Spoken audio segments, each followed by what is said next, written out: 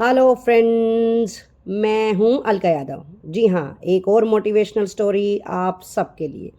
और आज की कहानी का नाम है निंदा पर ध्यान ना दे। प्राचीन काल में एक संत दूसरे गांव जाने के क्रम में अपने एक शिष्य के साथ एक गांव में कुछ दिनों के लिए रुके। गांव के लोग संत के पास अपनी समस्याएं लेकर पहुंचने लगे। संत बहुत विद्वान थे।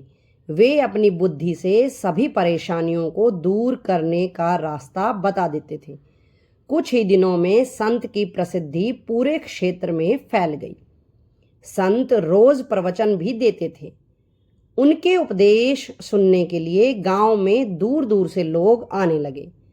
संत की बढ़ती प्रसिद्धि को देखकर गांव के एक पुजारी को जलन होने लगी। वह सोचने लगा कि इस तरह तो उसके भक्त भी संत के पास पहुंचने लगेंगे। पुजारी जलन की वजह से संत को शत्रु मानने लगा था। पुजारी ने संत की छवि खराब करना शुरू कर दिया। वह गांव के लोगों को कहने लगा कि ये संत पाखंडी है और लोगों को मूर्ख बना रहा है। पुजारी के कुछ साथी भी इस काम में उसका साथ दे रहे थे। एक दिन संत के शिष्य ने गांव में अपने गुरु की बुराई सुनी तो वह क्रोधित हो गया। शिष्य तुरंत ही गुरु के पास पहुंचा और गांव में हो रही बुराई के बारे में बताया। संत ने शिष्य की बातें सुनी और कहा कि हमें इन बातों पर ध्यान नहीं देना चाहिए। अगर हम उस पंडित से वाद विवाद करेंगे तो भी ये बातें चलती रहेंगी। जिस तरह हाथी पर कुत्ते भौंकते हैं लेकिन हाथी अपनी मस्त चाल में चलते रहता है, ठीक उसी तरह हमें भी ऐसी बुराइयों पर ध्यान नहीं देना चाहिए। अपने काम में मन लगाना चाहिए। तो देखा बच्चों और दोस्तों, इस कहानी के माध्यम से मैं भी आप सबको यही कहना चाह रही हूं कि यह जरूरी नहीं है कि हर व्यक्ति आपके पक्ष में हो। समाज में कुछ लोग हमारे पक्ष में होते हैं तो कुछ लोग विपक्ष में भी होते हैं। हमसे मतभेद रखने वाले लोगों के सामने हमारी बुराई करते हैं और वे हमारी परेशानियां बढ़ाते रहते हैं।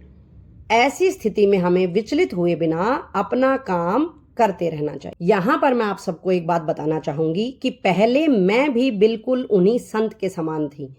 कोई भी यदि मेरी निंदा कर रहा है तो तनिक भी मुझ पर असर नहीं होता था। बिल्कुल हाथी के समान मैं चलती रहती थी। लेकिन आपको यहाँ बताना चाहूँगी, कुछ समय से ऐसा ही मेरे साथ फिर से हो रहा है और इस बार मैं पहली बार टूटा हुआ महसूस कर रही हूँ। इसीलिए ये कहानी आपसे साझा कर रही हूँ कि आपके सामने अगर कोई ऐसी परिस्थिति आती है, कोई विपक्षी हर रोज आपको परेशान करना चाहता है, तो आप मेरी तरह बिल्कुल भी परेशान ना हो, बल्कि जिस तरह से संत ने उत्तर दिया या जिस तरह से मैं पहले व्यवहार करती थी, आपको भी ठीक उसी तरह से उस परिस्थिति का सामना करना होगा।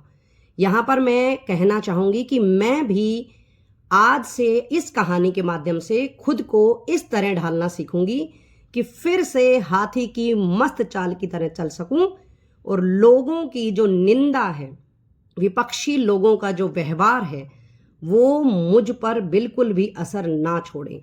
तो आप लोग निंदा करने की बिल्कुल टेंशन ना लें। खुश रहें, सुरक्षित रहें, अपने परिवार के साथ यूं ही मुस्कुराते रहें, मेरी कहानियां यूं ही सुनते रहें। और हाँ, अगर आपको मेरी कहानियां पसंद आती हैं तो ज़रूर इनको लाइक करें, दूसरों के साथ शेयर करें। फिर मिलेंगे दोस्तों, तब तक के लिए नमस्कार।